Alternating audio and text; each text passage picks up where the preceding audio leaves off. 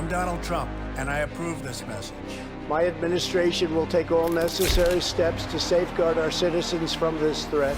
Hysterical xenophobia. Be giving Americans a false sense. Is it accurate that if these steps had not been put in place, it could have been 2 million people dead here in the United States? Yes. No matter how hard they try to stop us, they can't. We built the greatest economy the world has ever seen, and we're going to do it again.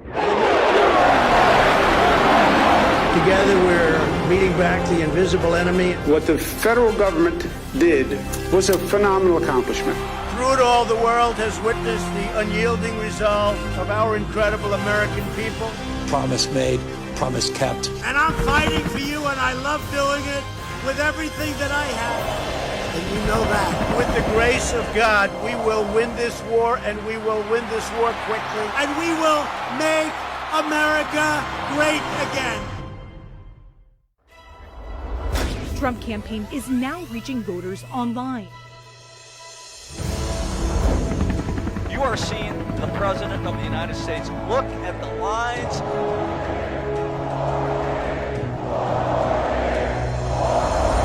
You joined our movement. A lot of President Trump supporters here. Greatest movement in the history of our country.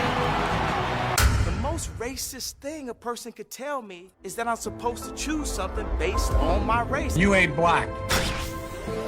Joe Biden has never been a friend to African Americans. Hello, and welcome to the first episode of what we call Truth Over Facts. China lied to us. They destroyed test kits. They lied to their own people.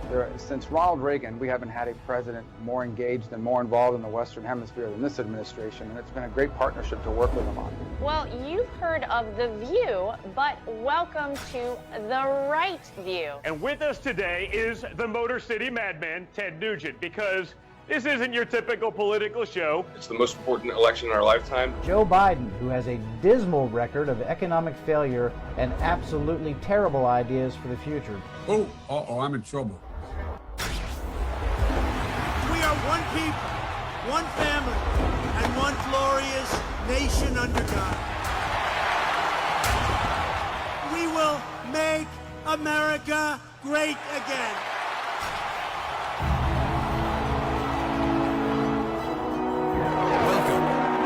Team Trump Online.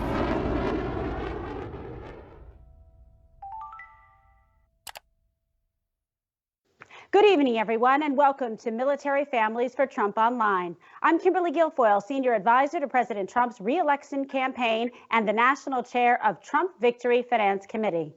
In honor of Memorial Day this weekend, we honored the men and women who have bravely served our nation and sacrificed their lives for our freedom. These patriotic heroes will never be forgotten. And as our nation begins to recover from a global pandemic, we join President Trump and the rest of the country to honor those who have given the ultimate sacrifice.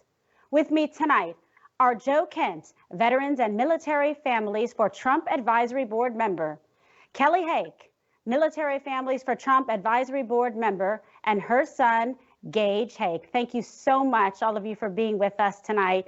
Just get a little bit of your thoughts. If we can start with you, Kelli. Hi, thank you for having us. We're so happy to be here. Fantastic. And George, thank you for being here as well. Thank you very much for having me. Fantastic. Well, great. And for the last few years, President Trump has fulfilled his promises to help our brave veterans and military families receive the help and the respect they deserve. The brave men and women who defended our freedom were ignored for far too long. For decades, we have sent our troops to fight wars on foreign soil with no end goal in sight and at a significant and great cost to American lives. In 2016, then candidate Trump promised that he would correct the course and end these foreign wars and get us back to America First policies where we take care of our own country. Tonight, we will discuss how he has done that and so much more. So Joe, Kelli, and Gage, you have all made great sacrifices for this country, and we salute you and we deeply appreciate your sacrifice, that sacrifice that you've made and of your family, all in the name of this country. And that goes for all the veterans and military families in the nation. As I sit here, I honestly can hardly fathom what you personally have struggled through, and your families. We wouldn't be here today without our troops. Joe, you spent decades serving in the armed forces, and your wife lost her life, God bless, on the front lines in the battle against ISIS. I want to thank you and your wife, Shannon, for your service and for your sacrifice for our country. If you could, please tell us about your experience and how you coped with your loss, which is, I know I can imagine, just unbearable. And how do you keep your beautiful wife's memory alive? Thank you very much for having me and giving me this opportunity to talk about Shannon and share her story with you and with the nation. So like you said, my wife Shannon was killed last year fighting ISIS on the front lines in Manbij, Syria. It's a fight that Shannon and I both took very personally. She was a New Yorker. Her family is full of 9/11 first responders. That's what inspired her to join the military. I've been in the military for a little bit myself when 9/11 happened, and we both made fighting on behalf of our nation our life's work. So when Shannon was killed, I knew that she was exactly where she wanted to be, serving with the folks that she felt passionate about and going after ISIS.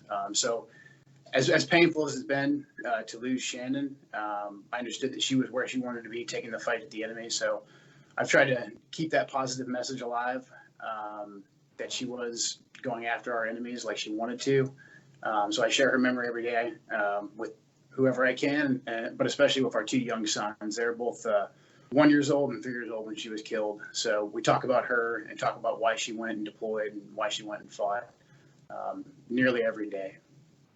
It's so important, I think, to do that and to make sure that your children that you have together really know and love and have that cherished memory of their mother in their heart, that they carry it, with them every day, when they wake up in the morning and they go to bed at night, that they have that love and pride that they had such an incredible mother who, God bless, is, looking over on them from heaven and looking after them. So, I know in a sense, I grew up without a mother. My brother and I, he was 8 and I was 10 when we lost our mother to leukemia, not at war. But it's, I know what that's like and how important it is to keep that memory alive. So I feel for you, and the nation is so grateful to have you and to have had, Shannon fighting on our behalf. So God bless and thank you so much. And we're there for you in heart and in prayer and in spirit.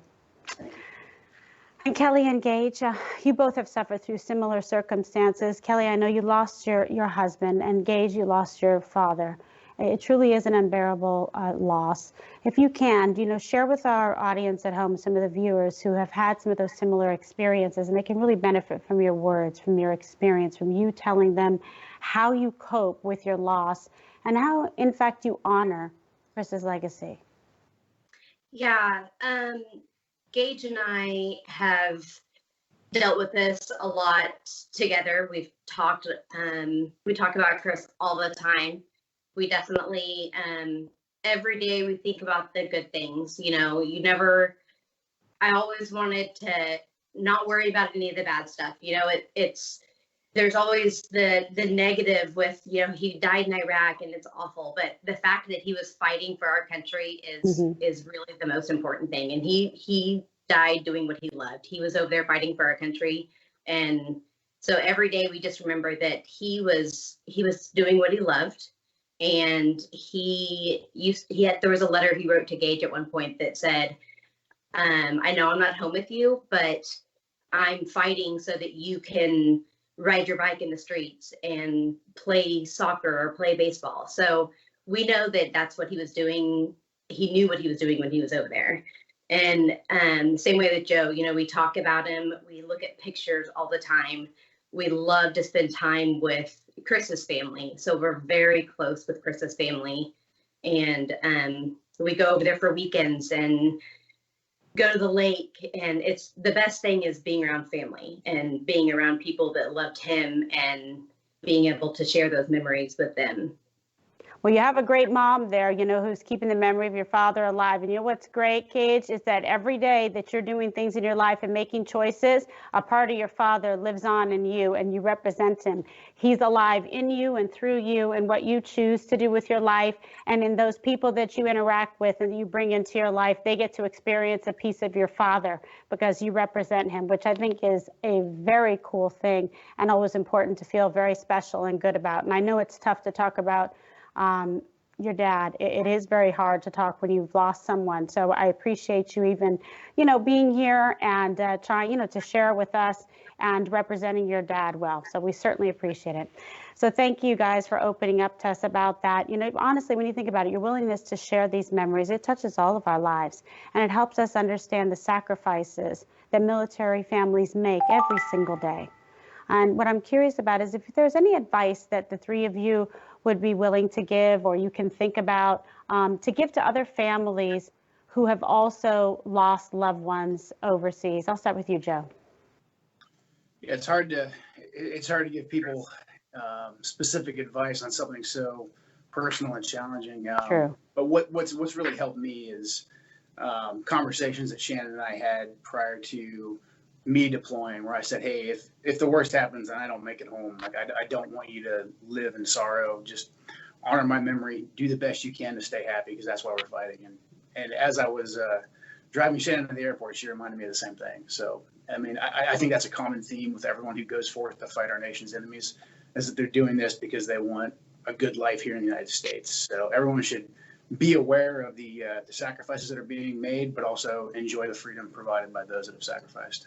Absolutely. And it's true. Whenever you think, like, if somebody could come back to us and say they would want to make sure that we were happy, that we were living our best life, that, we were making most of this life, because as we know, and the three of you know very painfully, is that, this life sometimes is a bus stop, right? It's very quick. Things happen before you know it. And so, what would you do and say to someone that you love today? If you knew that was maybe the last conversation that you would have with them. That's how you should treat your loved ones and your family, I think, every day.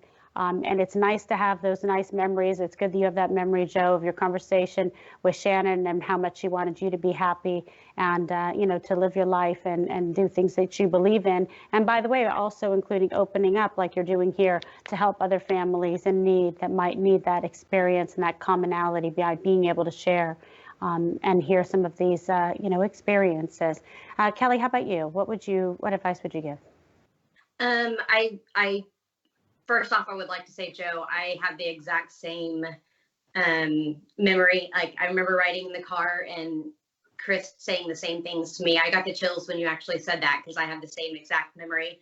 But I would say to families who are in the same kind of situation is to talk about it, be open and honest, and talk about your feelings, talk about what's going on with you, talk about how it's made you feel. I mean, in this situation, at least for Gage and I, you're not just losing your husband or father. We were losing, we were stationed in Georgia. So we were living in Georgia away from our family. So we had to move from Georgia to Oklahoma. So you're kind of losing everything at that point.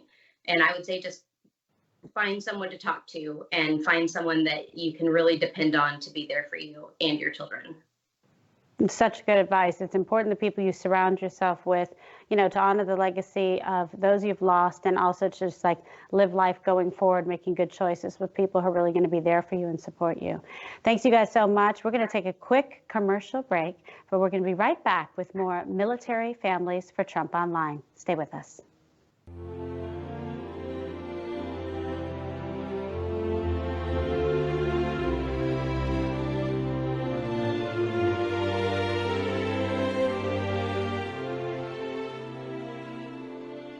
Ready to go? This is a crisis. This is no time for Donald Trump's record of hysterical xenophobia. Biden's son inked a $1 billion deal with a subsidiary of the Bank of China. Why are we getting nervous, man? China is going to eat our lunch? Come on, man. They're not bad folks.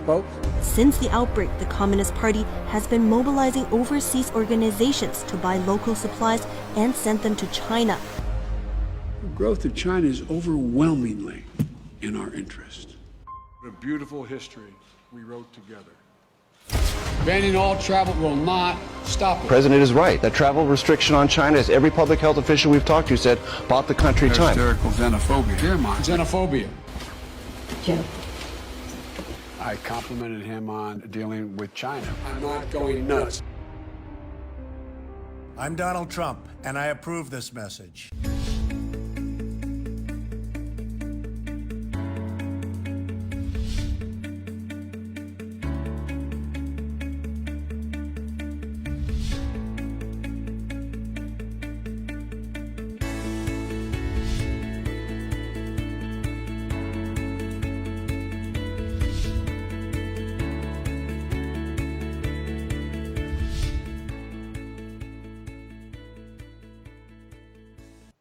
Welcome back to Military Families for Trump Online. I'm Kimberly Guilfoyle, and I'm joined by Joe Kent, Kelli Hake, and her son Gage. We just heard from these three patriots who have sacrificed for our country and how they keep the memories of their loved ones alive. Now, throughout his 2016 campaign, President Trump promised that he would stop the endless wars that the United States has spent decades fighting across the globe. Despite the naysayers who predicted it would take years to destroy the ISIS caliphate, President Trump has done exactly that. And just as an example, he did what the Obama-Biden administration refused to do and took a stand against Iran's tyranny, even killing the terrorist leader, Qasem Soleimani, who was responsible for many American deaths throughout the years. Now, Kelli and Gage, I know you two are both passionate about this issue as well. What are your thoughts on President Trump's tough stance against Iran? And can you tell our viewers more about what you've been working on regarding the banks that helped fund Soleimani's terrorism? I'll start with you, Kelli. Yes, so we are very happy that President Trump got Soleimani. We did a little happy dance around our living room when we heard back in January. It definitely started off our year amazing. So go President Trump. We're very happy about his very hard stance against Iran, of course.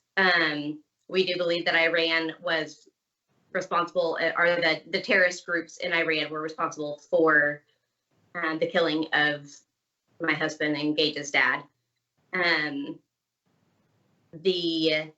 What you're talking about the banks. So we have a lawsuit right now that is being worked on, and we can definitely use all the help we can get, but it is saying that the banks were laundering money to fund Soleimani and its proxies. Basically to help them get all of the weapons and the travel expenses, all the money they need to carry out the war on terrorism that they are doing. Basically everything that they need to kill American soldiers, they're getting it through these banks, and the banks know what they're doing. And so we have a lawsuit right now against those banks. My goal for this is to tell them you have to stop. If the banks are not going to fund these terrorist groups, then they're going to have a lot more difficult time killing our soldiers. So if we can get that out there and we can make sure that these banks can't keep doing this, then hopefully we can shut down some of these terrorist groups. It's so true. You know, I'm a former prosecutor, and one of the things we would do in prosecuting cases, whether it was, RICO cases or gang cases, you follow the money. You go to the banks, you find out, you trace where the source is that they're getting the funding, and you cut it off.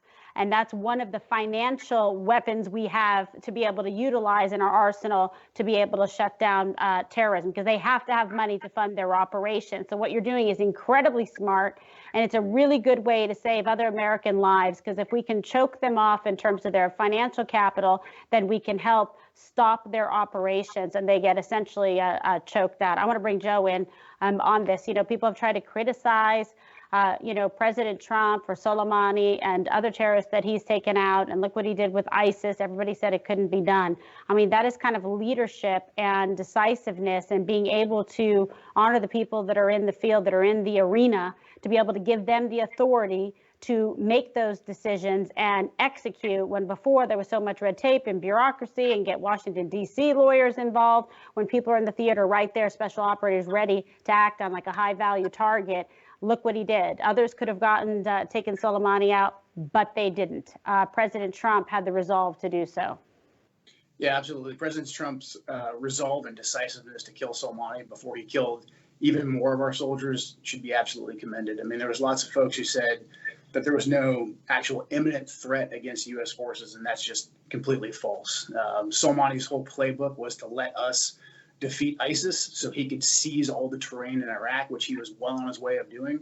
And then starting last December, when he killed an American contractor and then laid siege to the U.S. embassy, he was trying to kick us out of Iraq. By killing Soleimani and with him Abu Mahdi Mohandas, another mass murderer, American blood in his hands, U.S. designated terrorist, President Trump really flipped the table on the Iranians. They saw that not only would President Trump use max economic sanctions, but he would also take their leaders off the battlefield. The Iranians, because of the Bush administration and the Obama administration's lack of will of going after them, they waltzed around Iraq, Iran, all throughout the world like no one would touch them. And Absolutely. No one would until President Trump said, hey, if you guys harm one American, I will take action. And they didn't believe him. He gave them plenty of chances. He demonstrated incredible restraint until the time they drew U.S. blood. And then on his watch, President Trump took decisive action and took out Soleimani and Abu Mohandas, which is exactly what President Trump did against ISIS as well. President Obama, for various reasons, mostly because he wanted to cut his deal with Iran, did not want to touch any issue in the Middle East. He politically knew that Iraq and Syria really wasn't on his record because he didn't vote for it as a senator. So he let everything there fester. He let ISIS take over 2 countries, take over large swaths of Libya. And he pretty much knew that since that happened in his second term, he could pawn it off on the next guy. Well, the next guy was President Trump, and Trump knew that he had to get it taken care of. So I deployed to fight ISIS in 2016, and we were at a standstill. ISIS was very beatable, but there was just no actual guidance to destroy ISIS. Everything was very much in this containment phase, which pretty much to folks who've never been to war means we still need you to go, we still need you to fight and die, but we don't have a plan to win, and we really don't care that much. It's a very demotivating thing to hear for 8 years. Of an administration. So when President Trump came in and, like you said, enabled the commanders on the ground to make the hard calls to go ahead and defeat ISIS, Trump said, hey, I want ISIS defeated, take Raqqa, take Mosul. He enabled the military to do just that, which is exactly what we need from a commander-in-chief. Absolutely. It's so true. And I love that you ended that sentence on commander-in-chief, because you really have to think about it. When people are at home watching this, think about who you want as your commander-in-chief. Who are you going to vote for on November 3rd? When you wake up in the morning on the 4th, President Trump wants to bring our troops home safely, bring them home to their loved ones, to their mothers and fathers and brothers and sisters, wives and husbands. And I want to ask both of you, why do you think it is so important to get out of these, quote, endless wars and return our troops to the homeland? I'll start with you, Kelli, and then Joe. For me, I just hate to see all the deaths if they're unneeded at this point. I don't know that much about the military, but for me, it's definitely getting them home to their families, getting them home to be able to spend these times with their children and have their birthdays at home with them. Getting them home. That's just, bring them home and let them spend time with their families.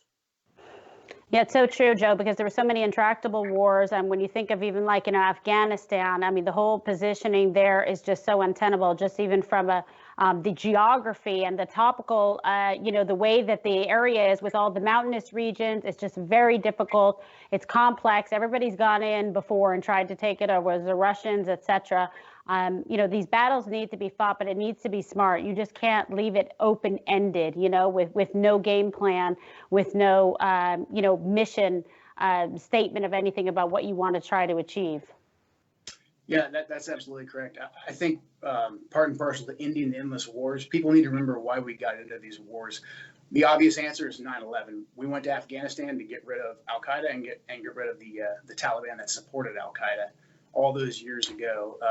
Quickly thereafter, 9/11 and our initial response, we deviated from that and went on this nation-building experiment led by the Bush administration, and then it was a bipartisan effort championed in the Senate by Joe Biden. So Biden's had a dry run at this. He supported Bush's disastrous moves to extend these wars into Iraq. So true. Biden is Bush in Democrat clothing. Let's be honest. In terms of supporting these endless wars. Yeah, he absolutely is, and that's why I've been a supporter of Trump since he hit the national stage in 2016.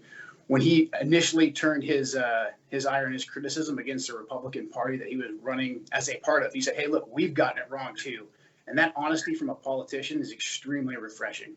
Because when something fails, like nation building does, you can't continue to do it. The Bush administration tried for 8 years. Like I said, Obama knew that a lot of this wasn't on his record, so he pawned it off onto Biden. And we continued the same exact techniques, the same exact strategy. There was some different, we used different words here and there, but really we just remained in these places trying to rebuild these nations in our image, nation building or whatever you want to call it. And we didn't get anything out of it. So Trump saying that he wants to get us out of these wars that's what won him my vote, and that's why I think people should vote for him going forward in this coming November. That is so important. See, because for you, that was a single issue that you said, wait a second, it's a defining issue that I'm really happy to cast my vote for President Trump. And he hasn't disappointed, let's be honest. Because you know what? President Trump, he isn't a partisan. Right. He thinks about what the right thing to do is with every issue that he faces. He approaches everything. He is a problem solver. He is solution oriented, and he has tremendous respect for families and for the military. I think more than anybody that's preceded him, he loves the military. He loves the veterans, and he appreciates and values American life. And God bless him for that. All right, thank you guys. That was fantastic. We're going to take one final commercial break, and we're going to be right back for more with Military Families for Trump Online. Stay with us. During the coronavirus pandemic, Joe Biden criticized President Trump's China travel ban. Hysterical xenophobia. He was dead wrong. For 40 years, Biden's been wrong on China, supporting trade deals that destroy American jobs, giving China most favored nation status, letting China walk all over us. The beautiful history we wrote together. But Biden has never been more wrong than now. Joe Biden in the White House would be a deadly mistake. I'm Donald J. Trump, and I approve this message. In 2016, we built an unbeatable operation that changed history. Now, we unveil our next breakthrough.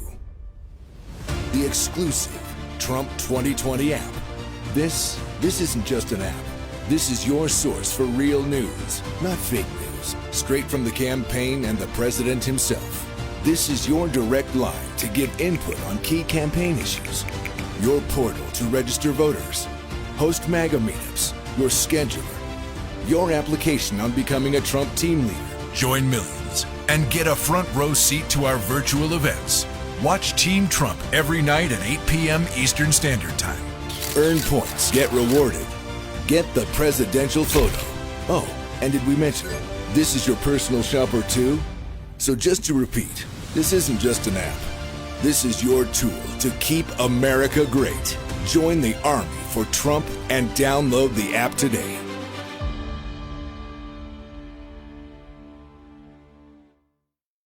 If you have a problem figuring out whether you're for me or Trump, and you ain't black, and you ain't black, and you ain't black, and you ain't black. It was hurtful to hear you talk about the reputations of two United States senators who built their reputations and career on the segregation of race in this country.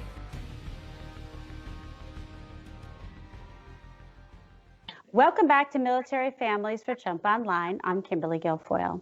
Our military veterans and the military families throughout our incredible nation have been all at the top of President Trump's priorities. The men and women who fought for our freedom were often ignored and forgotten in previous administrations, but not anymore. Kelli and Gage, both of you attended the State of the Union in the Capitol earlier this year as the president's special guest. Every day, America's men and women in uniform demonstrate the infinite depth of love that dwells in the human heart. One of these American heroes was Army Staff Sergeant Christopher Hake. On his second deployment to Iraq in 2008, Sergeant Hake wrote a letter to his one-year-old son, Gage. "I will be with you again," he wrote to Gage. "I will teach you to ride your first bike, build your first sandbox, watch you play sports, and see you have kids also. I love you, son. Take care of your mother. I am always with you, Daddy." On Easter Sunday of 2008, Chris was out on patrol in Baghdad when his Bradley fighting vehicle was hit by a roadside bomb. That night, he made the ultimate sacrifice for our country. Sergeant Hake now rests in eternal glory in Arlington, and his wife, Kelli, is in the gallery tonight, joined by their son, who is now a 13-year-old and doing very, very well. To Kelli and Gage, Chris will live in our hearts forever. He is looking down on you now. Thank you.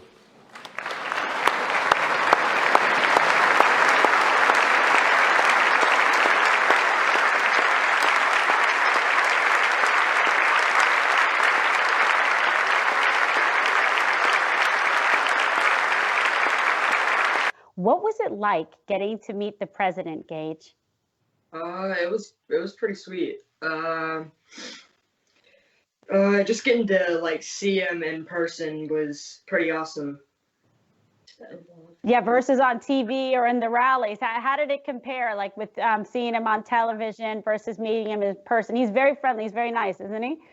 Yeah, he was really nice. Really nice. What did he say to you, sweetheart, if you can remember? I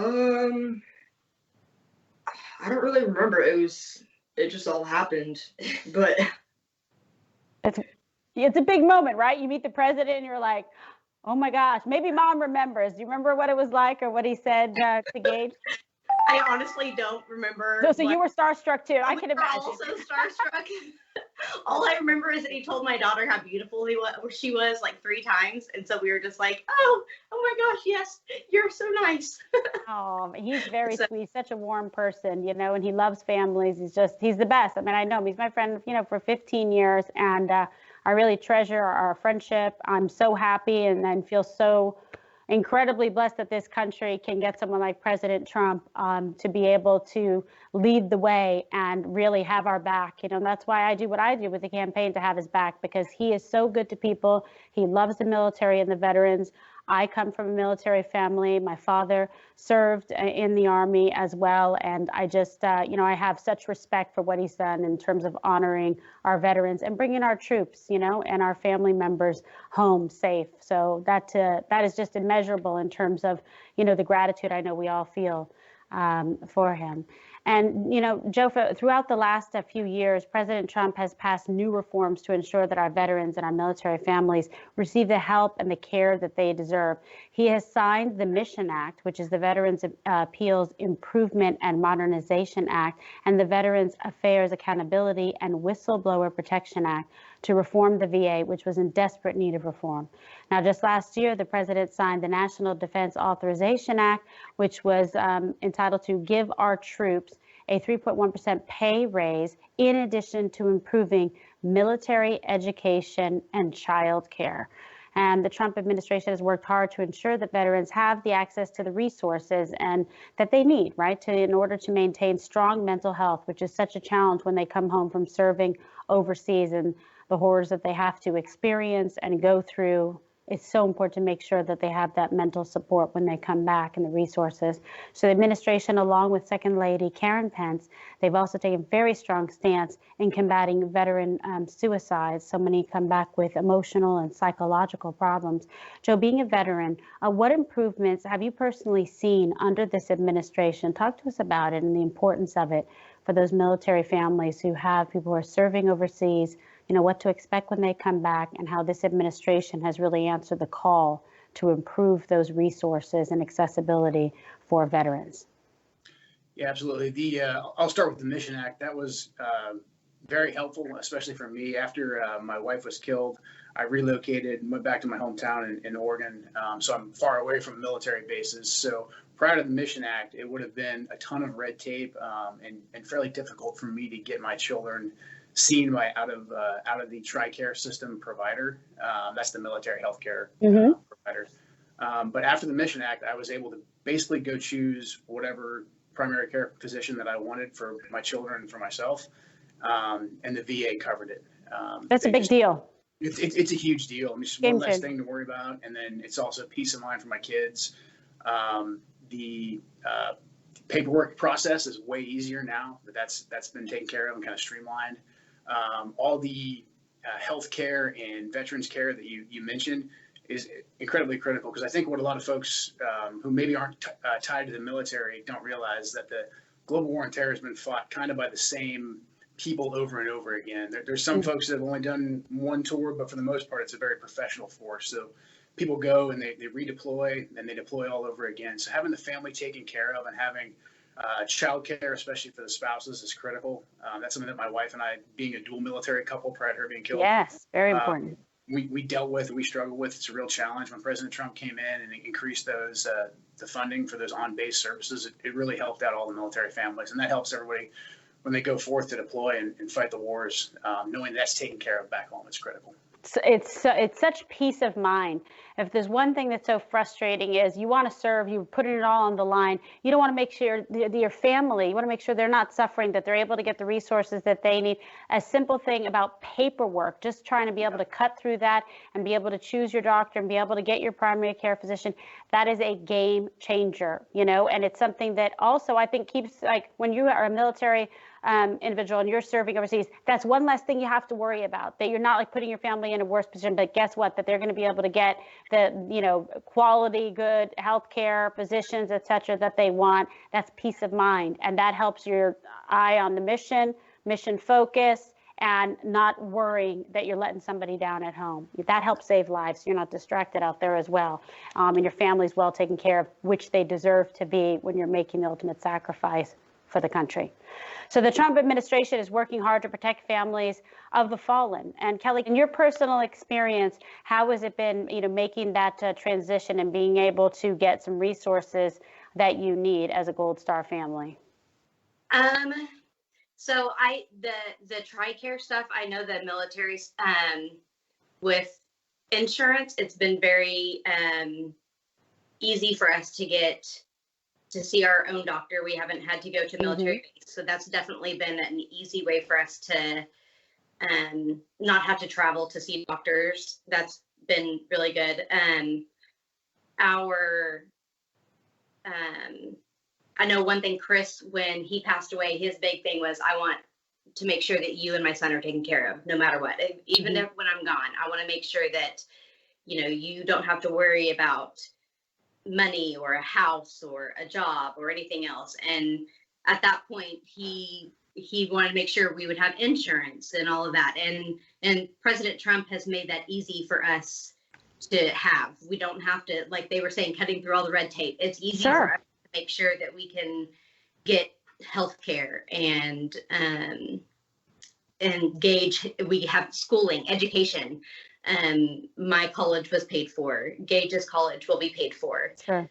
So there are definitely some things for Gold Star families that we are able to have that we wouldn't have normally. Yeah, and that's a game changer. The education piece is so important. The insurance piece, and it's what the families deserve. It's the least that the country can do for the families of the fallen, to make sure that they are honored and respected, and that incredible sacrifice that the families have to go through and losing their loved one. It's a very important way that this country can honor them, and they should. And thanks to President Trump, it's a priority for President Trump personally and for his administration. I know that for a fact. The Obama-Biden administration often left our veterans, our troops, and even our military families out in the cold as our adversaries grew stronger, took advantage of us. President Trump changed all of that, and he did his best to ensure that our armed forces are well taken care of and respected. He refused to cower to our enemies and took every action necessary to ensure the safety of Americans abroad. Joe and Kelli, why do you personally believe it is important to keep President Trump in office, and what would a Biden presidency mean for the future of our nation? Joe? The biggest reason I would say that President Trump has earned my vote, and earned, I think, another 4 years from the American people, is that Trump has taken the traditional way to approach the world, and he's kind of flipped it on its head in our advantage. The Republican Party and the Democrat Party before them, they've had these very lofty, almost academic approaches to how we deal with the world. The Republicans, neoconservatives taking over countries and trying to remake them in our image. Obama, his quote-unquote extending the hand, his globalism, the Davos crowd. A lot of theory, but not a lot of actual results. President Trump has taken that. He internally, I think, gutted the Republican Party of its failed policies and said, hey, here's our new trajectory. And that's, I think when we're all long gone, historians look back on what President Trump has done, I think that's going to be one of his major accomplishments, where he turned the Republican Party around 180 on its head, and put them on a trajectory to put the country first, as opposed to some ideological goal. So that's been huge. Him attempting to get us out of the endless wars. I think he's hit some snags, but I think he's going to pull us through. The snags have been that there's folks within the government. The government's a huge organization. that don't support his agenda, and they'll drag their feet every step of the way. We've seen that when he tried to pull us out of Syria. Every time Trump tries to get us out of a war, we hear the very loud cries from within the party and outside the party. China is another huge one. That's on the forefront of everyone's mind right now because of COVID. People are seeing right now finally what China's been up to. But President Trump called that out all the way back in 2016. China was almost a very specific topic that not many people watched prior to President Trump coming and saying, hey, this country, China over here, is threatening us by taking over large swaths of our economy, by currency manipulation. Absolutely. And their aggression. So President Trump going after that as well is another reason why we need to keep him in office. Because, again, we've had a dry run of Biden. Biden had an internship essentially for 8 years as the vice president. We saw what that did in the GWAT going back to 2000 when Biden voted. He supported Bill Clinton's efforts to normalize relations with China. Biden has done nothing but ship American jobs overseas and leave our supply chains vulnerable to China. So really, if we surrender and let Joe Biden and the Democrats and the establishment take back over again, we're going to be stepping back 4 more years, and we'll just be handing all the progress that President Trump has made back over. So I really encourage everyone to get out and vote for President Trump for 4 more years. Amen. From your mouth to God's ears. I couldn't have stated it better myself. I mean, it's really imperative. It's such an important choice. Again, just even on this issue alone, you really cannot trust Joe Biden as commander-in-chief and put him in the helm. We don't want to undo all of the advancements and the steps that President Trump has done to make sure that military families and veterans are honored and well taken care of, that when they come home, we take care of their health, their well-being, and their families, you know, for all those who have made the most incredible and ultimate sacrifice. Kelli, get your thoughts and reflections. Okay, so I 100% agree with everything Joe said. A little bit more from a more personal I believe that everything the president has done has been in more of like instead of political eyes or what a normal president would look into it as doing everything. I just feel like the president has done everything with all of his heart. And when he does something, he gives all of it. So I feel like when President Trump goes forth with an idea, or when he goes forth and he decides he's going to do something, he's not doing it halfway. He's going to get it done, and he's going to get it done all the way, and he's going to believe in himself 100%. Whereas I feel like Biden might be wishy-washy, or he might throw things around. I do believe that President Trump will always have veterans and military on his mind with the choices that he makes. He's always been there to support all veterans and all military, and I think that he will do that going forth. I think that if we don't reelect him, we will definitely be resetting back to 4 years. We will lose all the progress that we've made. I think we have no other choice. We need President Trump for another 4 years. There is no other option. You're absolutely right. Absolutely right. So in November, we have to get out there and vote. We need him, not just for the military, not just for veterans, but our country needs him for president.